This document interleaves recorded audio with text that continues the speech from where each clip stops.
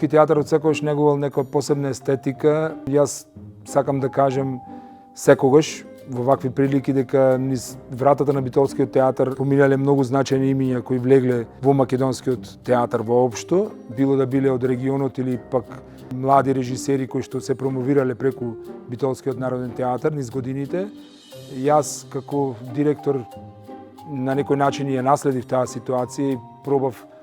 на секаков можен начин да го продолжам тој тренд и да внесам некаква свежина во однос на репертоарот. Кога велам репертоарот, пред се мислам на третманот на темите кои што ги обработуваме. Ние секогаш се залагаме за некаков жив театар кој што преку класичната литература, драматургија или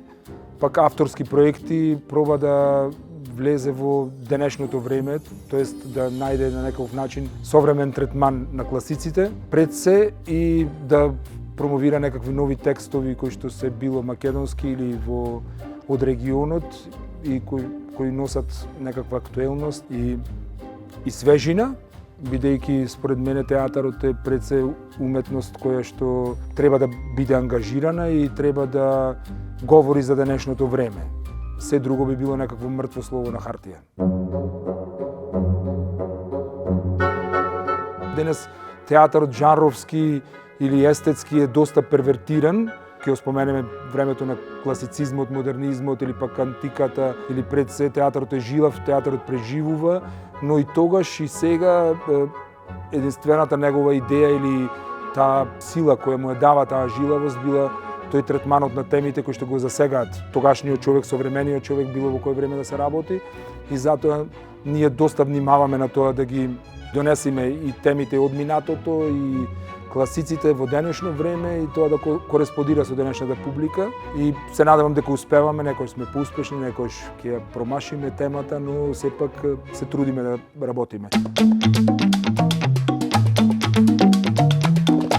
Јас кога влегов во канцеларијата на Народен театар Битола, прашањето беше дали да се занимаваме со тоа да ја вратиме на некаков начин публиката во салонот или пак да се занимаваме со некаков концепт и идеја што сакаме ние да правиме со театарот и да продолжиме во некаков континуитет. Според мене кризата е очигледна и тоа не само кај нас, туку ева и во целиот регион, баш поради појавата на социјалните медиуми, на телевизијата, на луѓето кои што имаат се помалку време да посветат на тоа да одат во театар или да одгледаат некаква представа.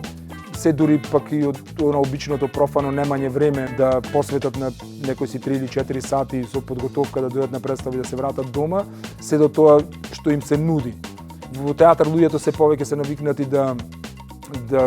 гледаат и на некаков начин, и ние театарските работници сме виновни за тоа дека им нудиме некаква ефтина забава без чувство за никаква одговорност и внесуваме во тој цикличен круг на така наречен граѓански театар во кој што се почнува и завршува и се затвора некаков круг во кој што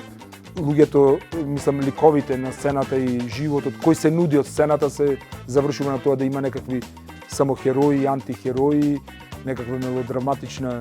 приказна или монада или пак ефтина комедија која што би требало да има возможност на луѓето да излезат од театар задоволни.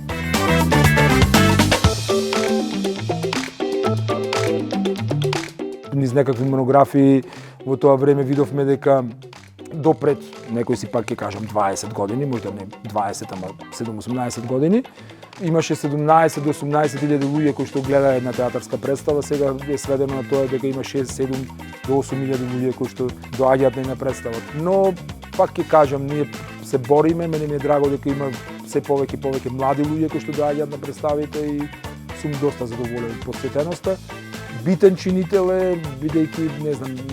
може би единствената институција во Битола која што има нека сопствена своја продукција и која што се труди да ги направи